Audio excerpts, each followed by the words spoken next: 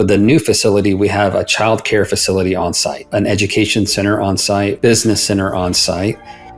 Work with the people on their own personal plan to become whatever it is that they really want to become. But the target is to get somebody from $0 in income to $50,000 a year in income in 2 years. Hello and welcome to the Regenerative Design Podcast. I'm your host, Mathieu Mehuis, and in this show, I interview the leading authorities in the world of regenerative practices, people who do good and do well. Are you a person that cares about your environment and our planet? Are you a person that wants to leave the planet to our children to be something that we can be truly proud of? Something to enjoy for many generations to come? But are you also a person that believes we can do all of this and do good in business? Well, I have really good news for you. You're here listening to the podcast that is all about making our planet a better place and making your business more successful. Enjoy the show. Hello and welcome to another episode of the Regenerative Design Podcast. Today we have yet again another amazing guest. His name is Samuel Sells. He's the CEO of Impact Growth Capital, which is a company focused on real estate investing, but making it accessible for people to do and at the same time having a social impact. So I'm very excited to talk about the social impact of investing and going really deep into that. So Samuel, welcome to the show. How are you doing today? Thank you for having me on the show, Matthew. It is wonderful to be here, and I'm doing very well. Thank you. Nice. So let's go a little bit back in history. We talked shortly offline already about how you grew up and what happened to you with your father. I don't necessarily want to go there, but I'm just curious, where did everything start? How did you get into what you're doing today? Do you have any hints in your childhood where you already aware of what you're actually doing today? So, grew up in rural Oklahoma and had wonderful parents. They had no idea how to make money, and so I was very, very fortunate in that way. Grew up on a dirt road down the street from the Indian reservation. That's where my friends were, and just experienced that American poverty for a long time. I was a really weird kid. When I was young, in my journal, I was a teenager and I wrote, I want to do 3 things in my life. I want to serve God, I want to serve my country, and then I want to serve my fellow man. And I was always drawn to money. I was very interested in money. We did not have money. My folks were not money minded. They were just constantly broke all the time. Wow. And so I, at a young age, I wanted to figure out how to break that cycle. After we moved to Texas when I was a teenager, I graduated high school from Texas, went on a mission for my church. After that, got married, went to work in construction, and was like, I've got to get back to what I really want to do. So then I joined the military, got into the military, and over time became an officer and spent over a decade in global health. While I was in global health, I spent a lot of time in the poorest countries on the planet, and I saw what real poverty was. Afghanistan, Chad, Sub-Saharan Africa, Southwest Asia, some Southeast Asia. I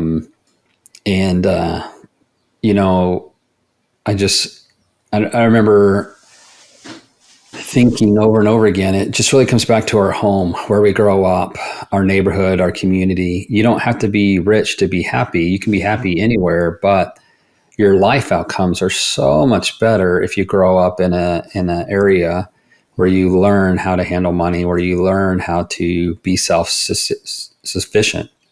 And most people just don't have that around the world. They don't grow up in that situation.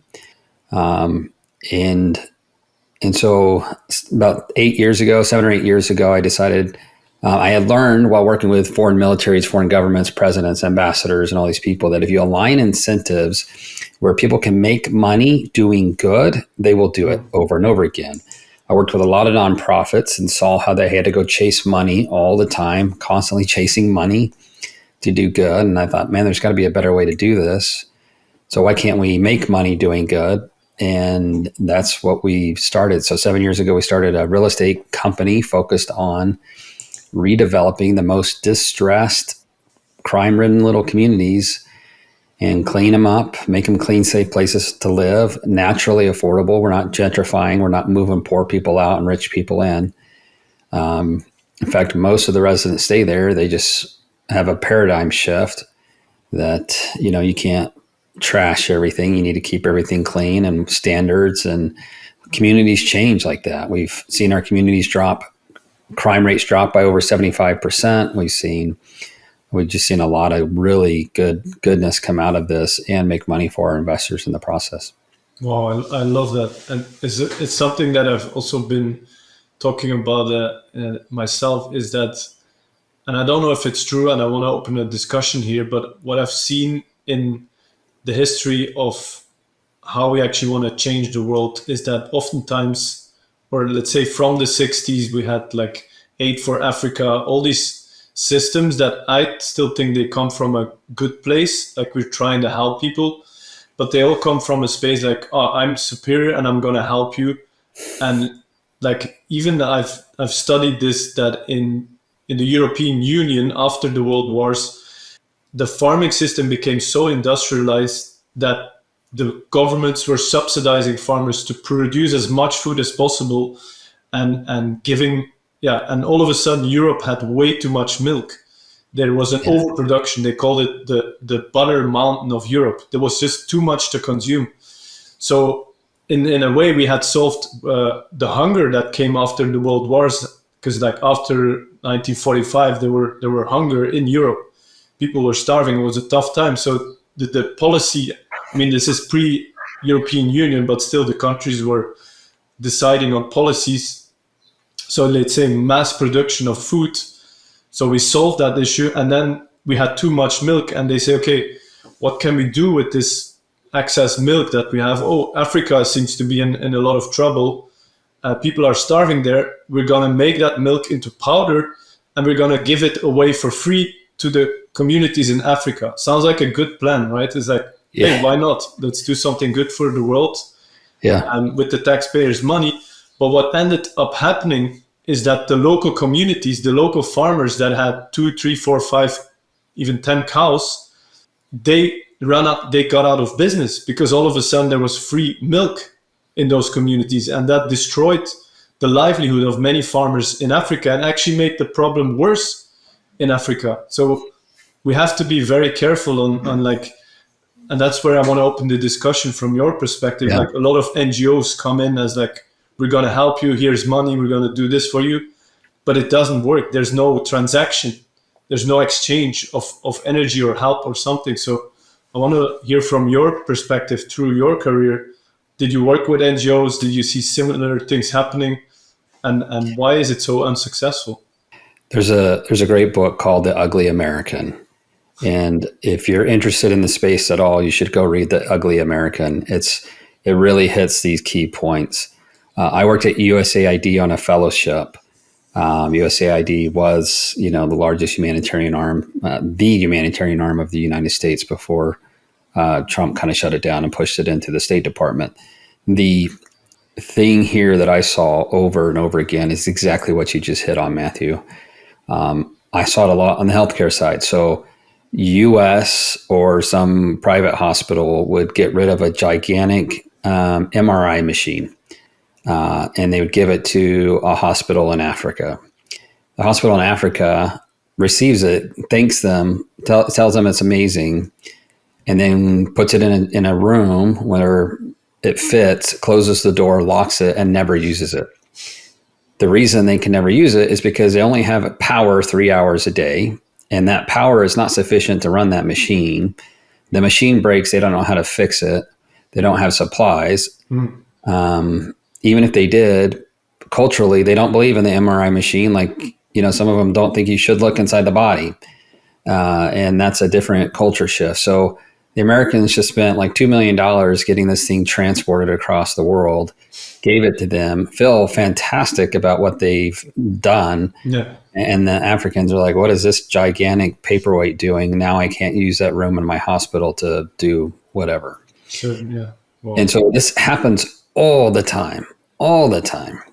And what I learned and what I became very, very razor focused on when I was working with foreign militaries is it's got to be a local solution. It has to be a local solution. So we want them to buy this, $900 first aid kit, which is stupid. I'm like, guys, can you just get some bandages and this, that, and the other thing, and then you guys can do this all on your own. So teach them how to put together their own stuff. And then back to that point of when you get a nation's leadership to understand how to make money or grow power by helping people get out of poverty, then things really change. And it just, that became my focus. Just every time Americans are over there trying to give them stuff, give them money. And I just was like, no, let's not, nope, cut it off, stop it. They may need money, but let's teach them how to make money first. You teach them how to make money, doing good.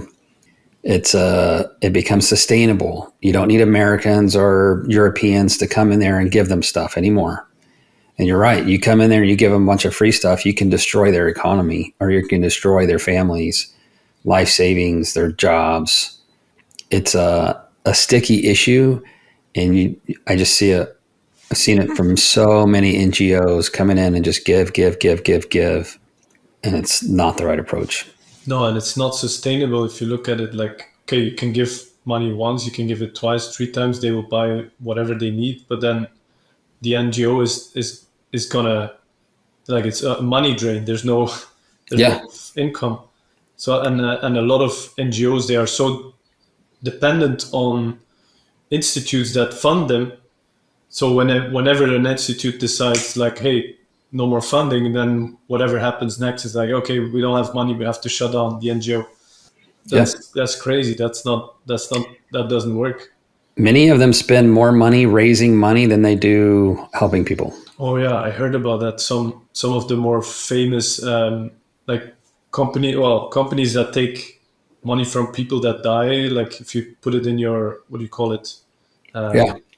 You say you die, I want to gift it to those companies that will do something good for the world. They take like 70% just to operate the company. I'm like, you're employing people to then what? Yeah.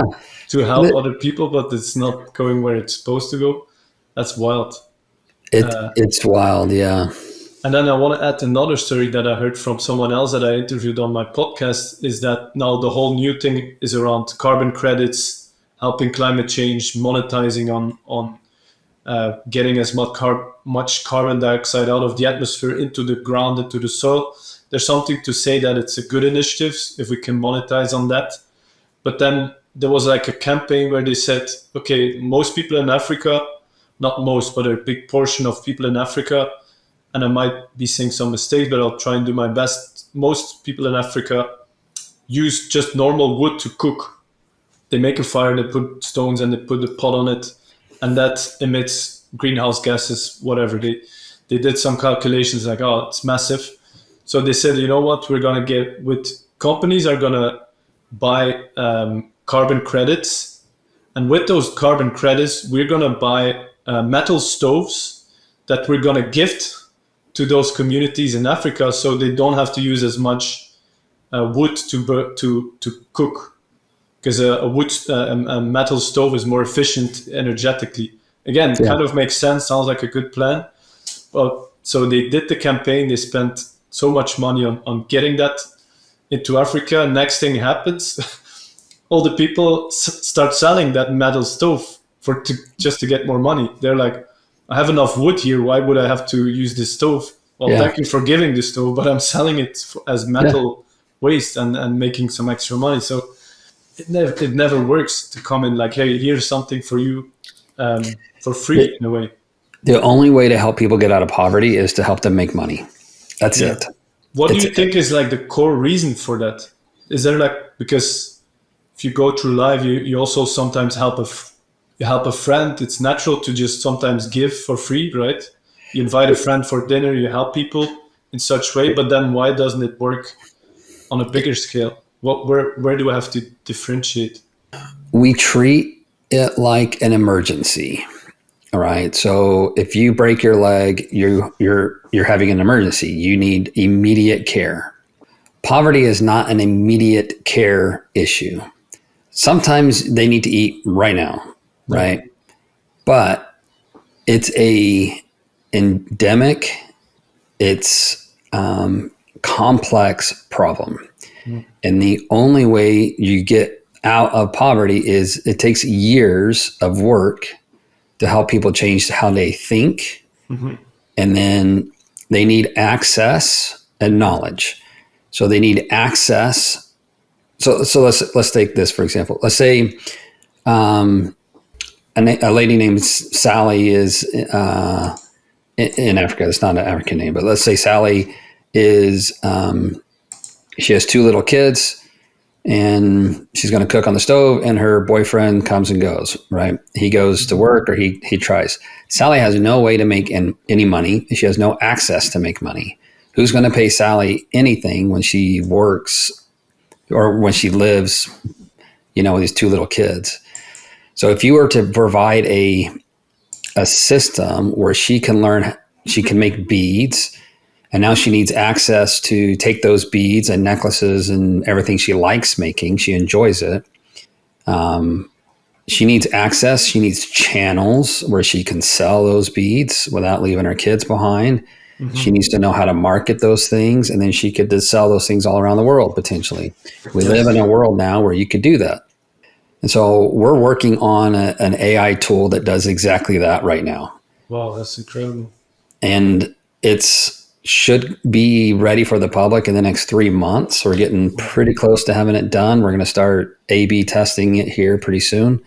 But the whole objective is to enable somebody like Sally in Nigeria or Liberia or the Congo or in the Azores to, discover things that they like to do that can make money, and then how they can do it for money, and then get them access to the channels to distribute those goods, materials, services, whatever it is.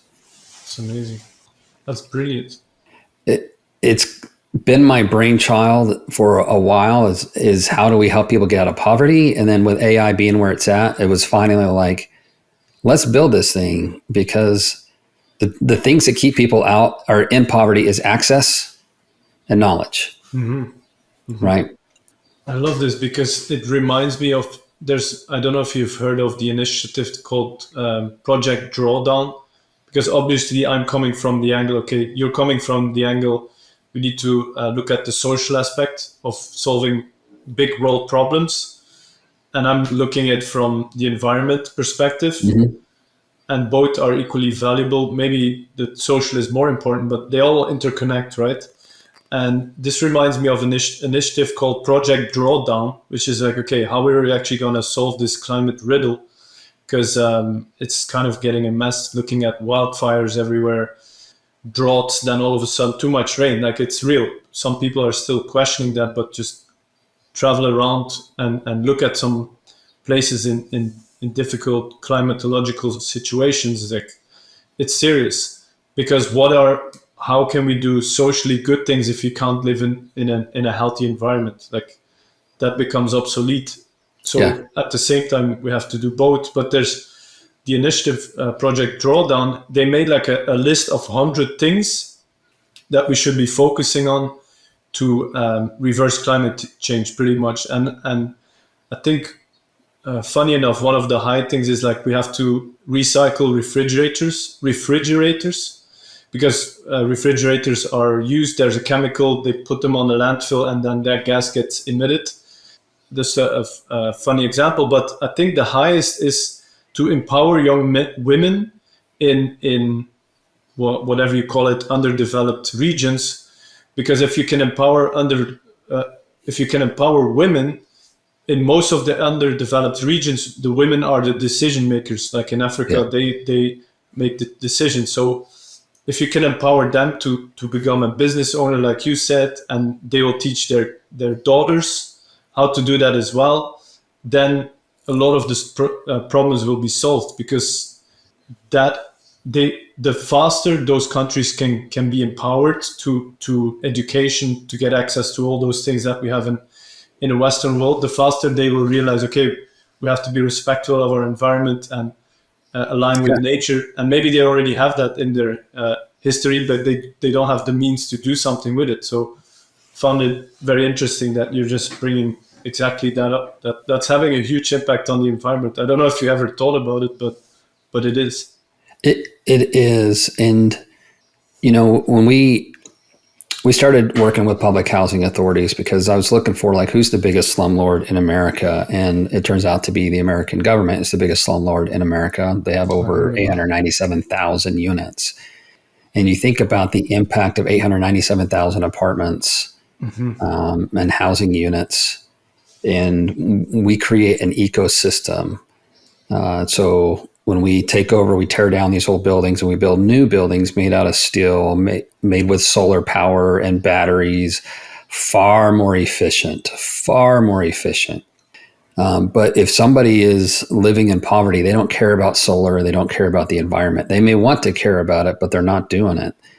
And the way you get them to care about stuff like that is by helping them get out of the, I can't eat today unless I do this thing, right? And get them to a place where they can think about other things besides feeding their family.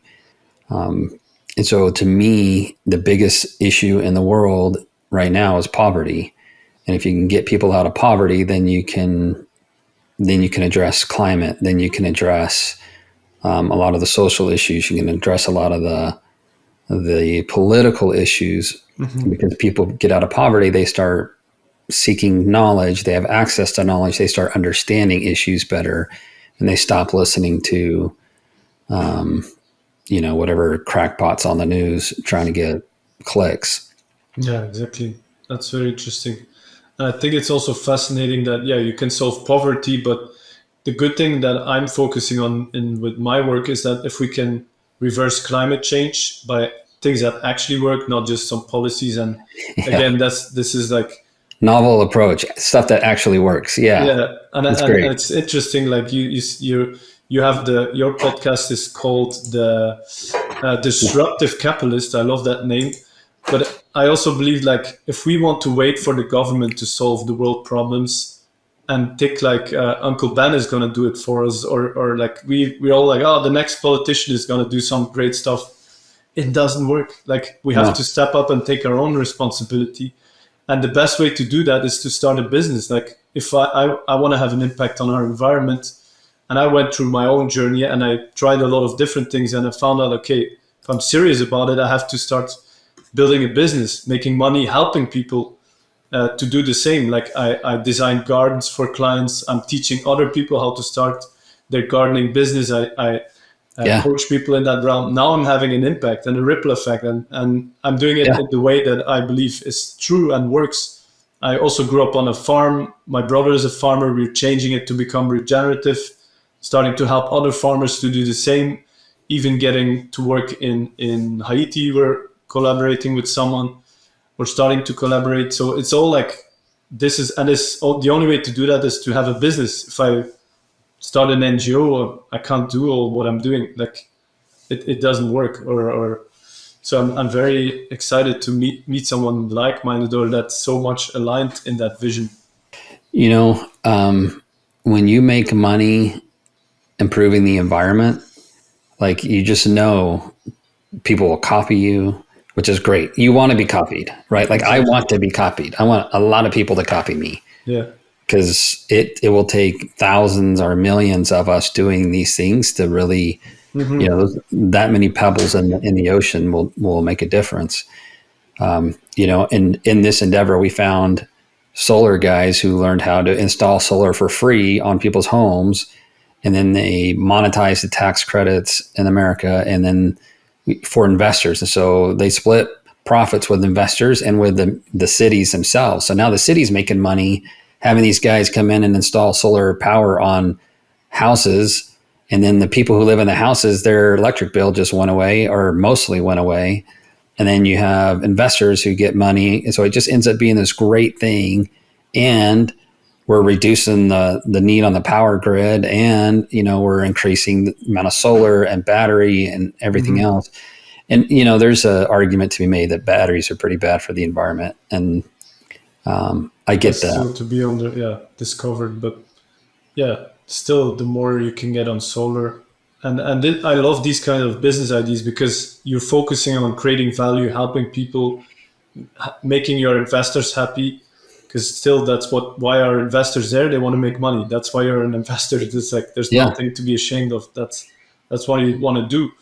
So we have to align with that as well. But then, as a side note, we're actually solving climate change. Just like, hey, on the side, we're actually making things better. And this is the only way we're actually going to solve it, is by doing things better. Because just for goodwill, or because governments are going to like say this is the regulation, now you have to do it in such way, that's doomed to fail. And that's where I see there's a really a paradigm shift. Like, either we're going to do good for the environment and it's going to become a very miserable life for us. We're going to have to pay more taxes. We can't fly planes. Government is going to regulate what we're doing. And this is actually happening in Europe. Or we have to keep being very bad for the environment. We have to extract, and maybe that's what's happening in America at the moment.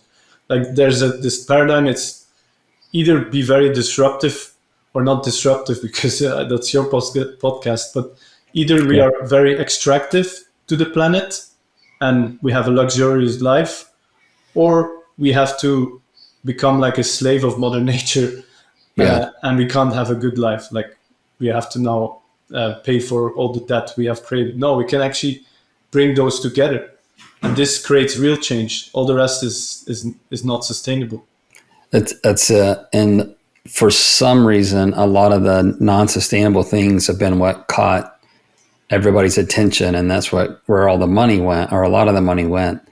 And then when it didn't work, people got frustrated, and it's like, well, we didn't use the money the way that we should have used the money. Yes. And then you get in another paradigm where people say, oh, it's just all a fad and climate change is not real. They were just trying to steal our money. And there's something to say for it, but like, it's not, it's like, you still have to have your own opinion and look outside and talk to people in other countries, like how, even if you don't believe in climate change, or you believe in it, but you don't believe it's caused by man, regardless, having clean air, clean water, clean earth, like that, we need to do that, right? We need to do that. And,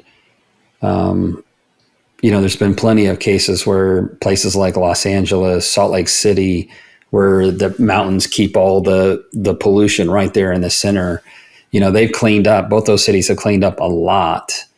Los Angeles still struggles a bit, but Salt Lake City is very clean now compared to where it was 20 years ago. And people breathe a lot easier. There's less cancer. People are healthier. And so, like, I think we all want to be healthy and live healthy lives. We can do that. We can do that in a way that makes money, and we can do that in a way that improves lives. So, like, to me, that's the perfect business. It improves lives and it makes money. And the government, like you said earlier, will never solve this problem. This podcast is brought to you by the Garden of Your Dreams Masterclass. Are you struggling with finding the right tools and tricks for your garden? Are you lacking the confidence to be a self-sufficient gardener? Do you sometimes get overwhelmed by the lack of knowledge and time you have to actually do gardening? Then the Garden of Your Dreams Masterclass is for you. They can't. And we shouldn't expect it for them. The government is there to regulate, to guide, and to make sure that everything is in order, and make sure the streets operate well, and the power, the infrastructure. Like, this is it. We can't expect more. We have to do it ourselves. Like, it's never been like that, actually. There's no government that said, oh, no, we are in charge of agriculture, or we are in charge of real estate. They've tried it, but like you said, now they tried it to do it in the US, who is already a very capitalistic country. They tried to do housing, affordable housing, and now you said you have close to 900,000 pretty much slums in America. So that's a clear proof that that doesn't work. It's yeah, they've had public housing has had that housing for 50, 60 years, and it's mostly slums. So clearly government housing is not the answer. But ironically, like, it never hits the news, I think because people don't care about Black people or they don't care about poor people. I don't know, but it should be in the news. 200 in the US, 267,000 units failed a housing inspection last year, Only and people last live year. in those things. Jesus. Yeah. And then, And so we're trying to change that. And fortunately, whether you hate the Trump administration or love them, fortunately, they've been very receptive of, yeah, we can't be doing this anymore. It's been like this for 50 years. It needs to get fixed. And so, yeah, so let's far, get businesses yeah, to solve that problem, right? right. That's what you do. I'm curious more, like, what is the approach in your business, specifically in real estate? What kind of projects do you focus on, and how do you go about it? Yeah. So right now we have a three-pronged approach, which sets us apart from any other developer that I've ever met. And so specifically with a public housing authority. So let's say there's a public housing authority in Las Vegas, Nevada, and they have 4,000 units. And so what we do is we engage with that public housing authority. We talk to them about what we do. We talk about what properties they have, and we work out a contract to typically take an existing facility that has humans living in there. The public housing authority will move those people out. We will tear down the facility. We'll rebuild a new facility. But with the new facility, we have a childcare facility on site. We have an education center on site. We have a business center on site. Oh, I love that. And then we have staff on site. So we have a nonprofit, Halo of Hope Foundation, that provides, as an umbrella nonprofit. We grab other nonprofits, bring them in, help them get funded. And then that takes our AI tool, or will be taking our AI tool. We've just been doing this all on paper before now.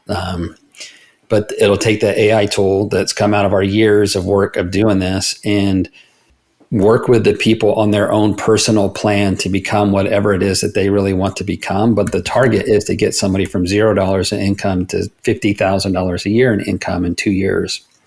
And it's possible. It takes a lot of work, but it's possible. And so these people in these homes, now it's new facility, it's mixed income. So there's regular people, market rate people, and then there's public housing people who are poor, all in the same buildings, the same community.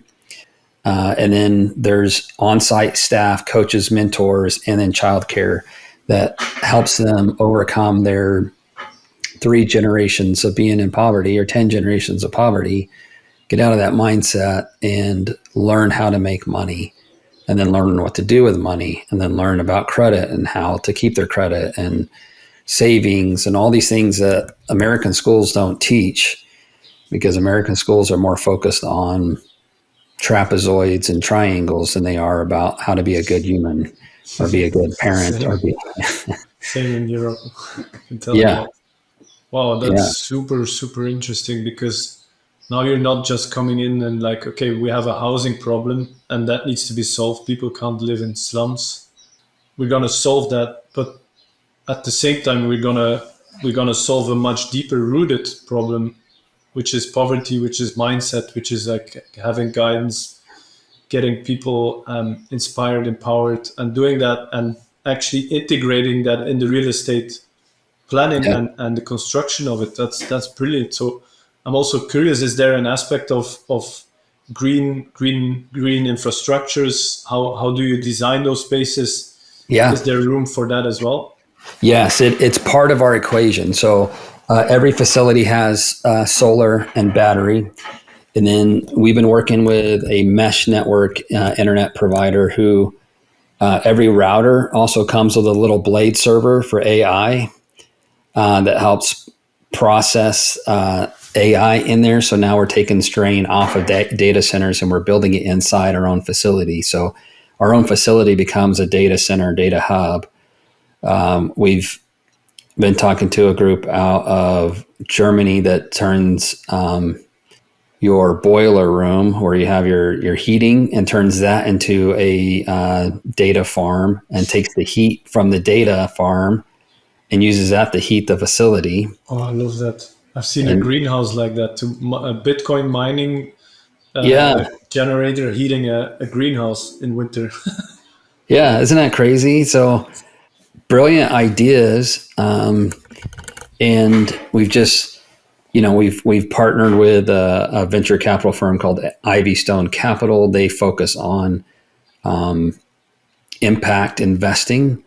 And so they have a green plastics. They've got a company that they invested in that has a microbe that actually eats plastic and turns it into natural elements that can then be consumed by the earth healthily.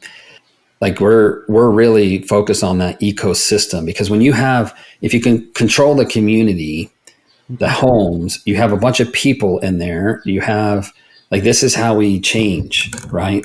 When we design the community in a way that matters for the earth, that matters for the human, the social aspect, money, all that stuff gets brought in. And these are the communities of the future. This is how this should work.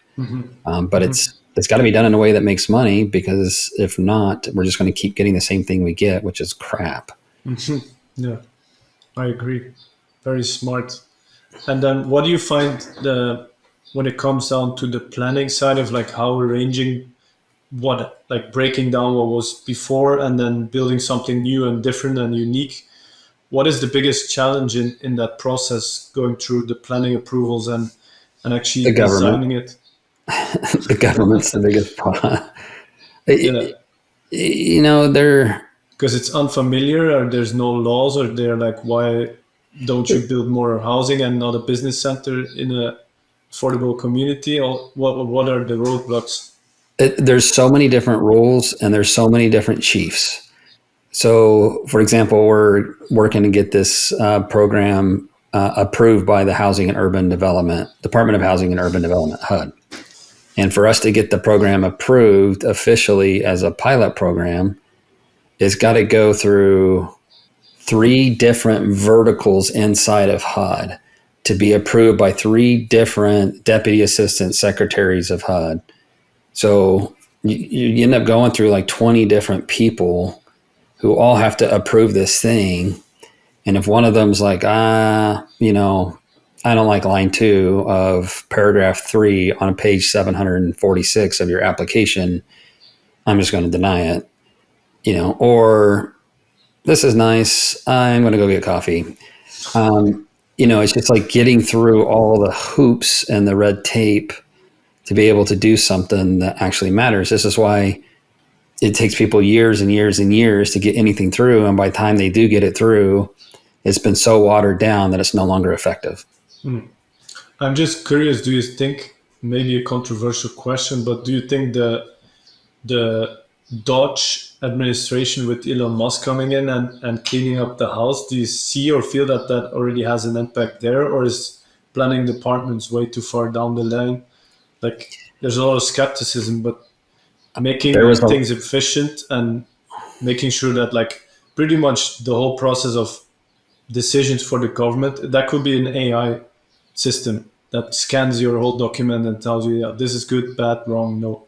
You upload it and you get immediate feedback, you change it, you could get an approval. Technically today we could get approvals within minutes with the technology that we have. Still, yeah. So do you see any change in that happening? Sorry. Yeah, so they are trying. The Trump administration is trying to cut. The problem is when you cut, it hurts. It hurts, yeah. And there's a lot of people who hate Trump because he came in and cut a lot. Doge cut a lot. Elon Musk cut a lot. Elon Musk's theory is cut until things break and then figure out what broke and then fix that one thing. If it didn't break and you cut it, then you didn't need it. And so a lot of people lost their jobs. Thousands of people lost their jobs, and that created a lot of hate. But the answer is like, if you ask an organization that's spent 50 years building itself bigger and bigger and bigger and finding reasons to grow, and then you're trying to say, well, you need to cut back, it just doesn't go well, especially in the government where they can just sit around and not do anything for another 2 years. And then the next administration will come in and they'll make everybody happy and they'll hire a bazillion positions that don't need to be hired to do a bunch of things that don't need to get done. Mm-hmm. And the more people that are in there justifying their position, the less likely you are to get anything done. And so it just becomes a mess. And so when I worked at USAID, I loved it. The part of USAID I worked at was very, very small, incredibly effective and efficient. The rest of USAID was just this gigantic monolith of people, and most of whom were trying to do a good thing. And, my opinion, my personal opinion, having worked in the government and outside the government, private sector does it way faster, way more efficient, way more flexible, and it's repeatable over and over and over again. So if the government would partner with people like us, we could save them trillions of dollars, but they won't, or they will, but it'll be on a limited basis because there's 500 different checks and 500 different people have to approve things. And some of those people don't want to change anything because it risks their job. No. Yeah, I agree.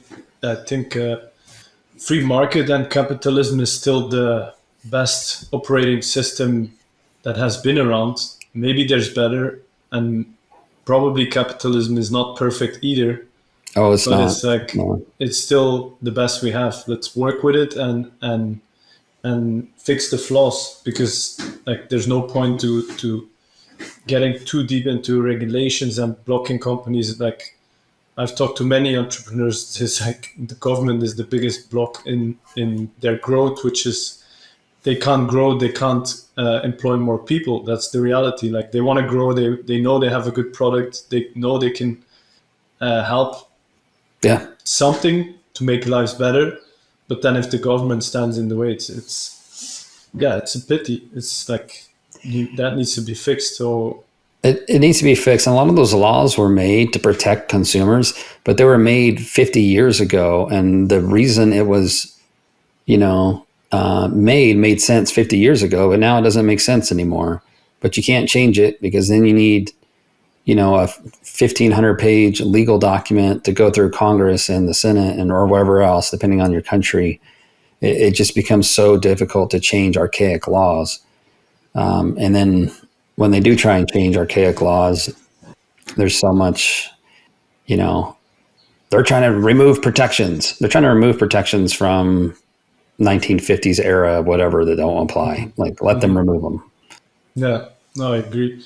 And then if we move beyond the challenges that we unfortunately can't change ourselves that much, we can talk about it, we can stand up and we can support people that are making a difference. But beyond those challenges it's hard to change them from today to tomorrow, what other challenges do you encounter in getting to that intended result of making affordable housing that is also helping people to become better and businesses?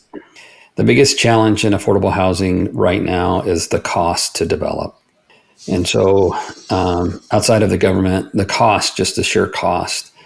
And so for us, we get subsidized by the government, which makes it worth it, totally worth it. Investors can get a great return and we can do the buildings, and the government just has to issue some bonds or grants and reduce the cost for us, which is fantastic.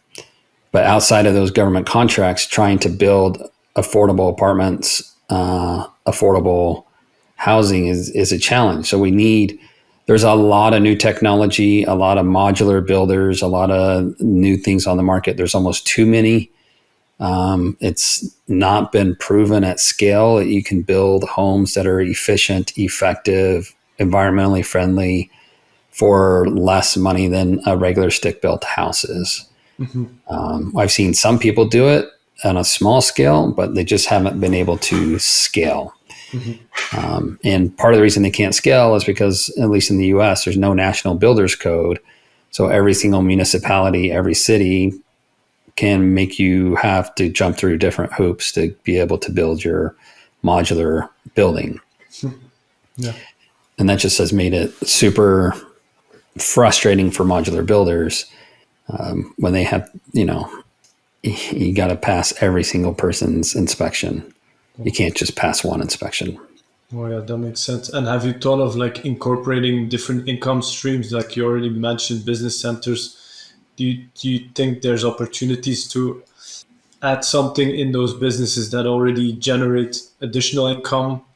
Yes. Maybe buildings that people go to work, there's free space that can be used for other things. Like what do you see in that? Because I'm a big opponent in creating diversified real estate. Like I'm helping developers to create that. So we like an ecosystem. We think like, okay, what other needs are there beyond the housing? Is there room for spaces, even for weddings? For like, do you see things in that? So each one of these facilities that we're building typically is a mixed use facility also. So we have some retail on site, which also gives people who live there an opportunity to start their own little company, a restaurant or whatever, in the buildings that they live in. This only works in cities. It doesn't really work in small towns. And then we will monetize the data from the software system, the AI tools, not to harm anybody, but to enable the system to be self-sufficient and grow. We want it to be free, like Facebook or Instagram is free. We want the system to be free to people, but vendors and others will have to pay. We're also looking at just this whole person concept, and scoring that whole person based off of a lot of different things, their education, how much time they spend reading, how much time they spend learning, how much time they spend working on job skills, how much, their savings habits and so forth, to get a real full halo score of full circle of a human versus just the typical credit score that we have here in the States that can be incredibly frustrating. And it is particularly harmful for people in poverty who can't seem to get out of a 400 credit score, 500 credit score, which means they can never get good debt. Yeah, that makes sense. Very interesting. So is that like your main occupation in a regular day, or are you occupied with other development and investment projects? So right now we kind of have three different arms to the company. The real estate piece is the biggest piece. There's lots of moving parts. The AI tool stuff is in development. We're about 60, almost 70% done with all that development. And I'm not a techie guy. I just see a vision of a future and have a lot of experience working with people in poverty and helping them get out. And so it's taking that brainchild and putting it into reality is what they're doing. So those three things collectively, and engaging with political leaders, state level, local level, and then federal level leaders, that takes up most of my time. Yeah, nice. Very interesting. So, but you're very dedicated to the affordable housing projects and doing that well. If I can help 10 million people get out of poverty, I will die a very happy man. So housing, healthcare, education, jobs, skills, and everything else, like that's it. Yeah, that's amazing. I'm curious from your perspective. You obviously have a lot of years of experience in business. What is like motivated you the most, and what's your biggest driver to keep going in times where it's difficult? Because this is a podcast about doing good for helping people and doing great in business. And from my own experience, I know like mindset and determination, dedication, and doing things frequently, this is the secret to success. So how do you hold yourself accountable? How do you stay on top of things? I'm curious to learn from you. It's been a challenge, trying to make money and impact at the same time is hard. And we started out and we did really well. And then we messed up because, there were projects where we got too focused on impact, or we just thought we could do it for less money and it cost a lot more money. And, the project kind of went off the rails. So we've learned a lot over dozens of real estate impact projects.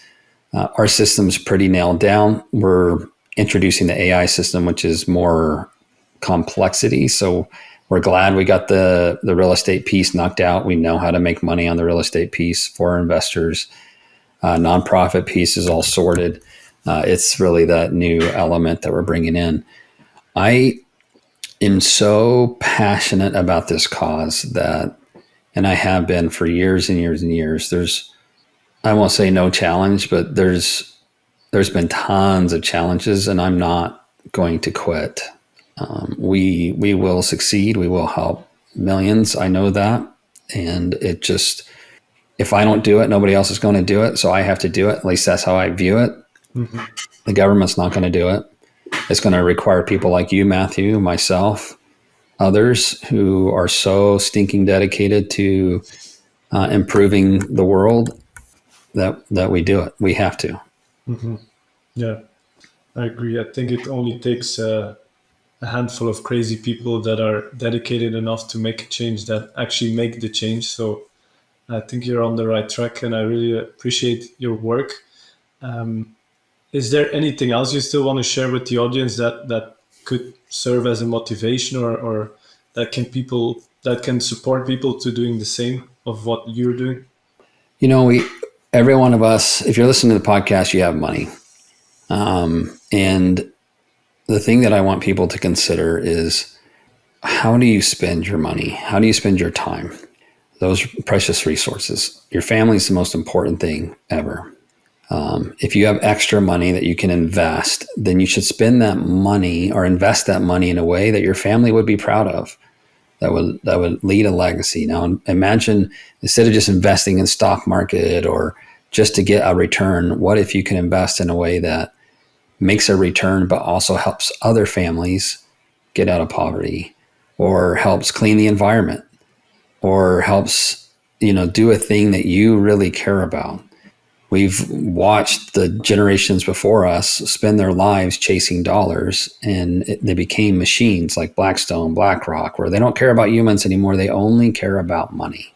And we can be better than that. We can care about more than just money. We can care about the earth. We can care about humanity. We can care about a lot of different things. Entrepreneurship, creativity, creation, innovation. The thing is if you're in a position where you have excess funds and you can invest, then you think about who you are, the type of person you are, the things you care about, and then find a way to invest that money in a way that helps, or that makes money and fulfills the cause that you believe in. Yeah, I love that. Very inspiring, and it's exactly true. It's probably not the easy road, but that's what you have to do if you really want to make a change. And I want to thank you for coming on the show. It's been very inspiring. I've seen a lot of new ideas popping up in my head of having impact socially and combining that with having an impact on the environment. So I'm curious to stay connected with you and start working on some projects and make our hands dirty. Maybe even a literal sense. Why not? And how can people reach out to you if maybe people that want to contribute or investors are listening, like, hey, I want to help out? How can they best get to you? Yeah, best way is just reach out to me on LinkedIn, Samuel Sells, Disruptive Capitalist. You can also send me an email, sam@impactgrowthcap.com. And I love talking with people. I love sharing our vision. This will work in other countries. It's not just an American solution. It's a global solution. I'm happy to partner or work with other people. There are not enough of us doing this. There needs to be thousands, if not millions of us doing this, and we will change the world for sure. Yes, I agree. On that note, Sam, thank you very much for coming on the show. I really appreciate it, and I hope to have you on again. Yeah, thank you so much, Matthew.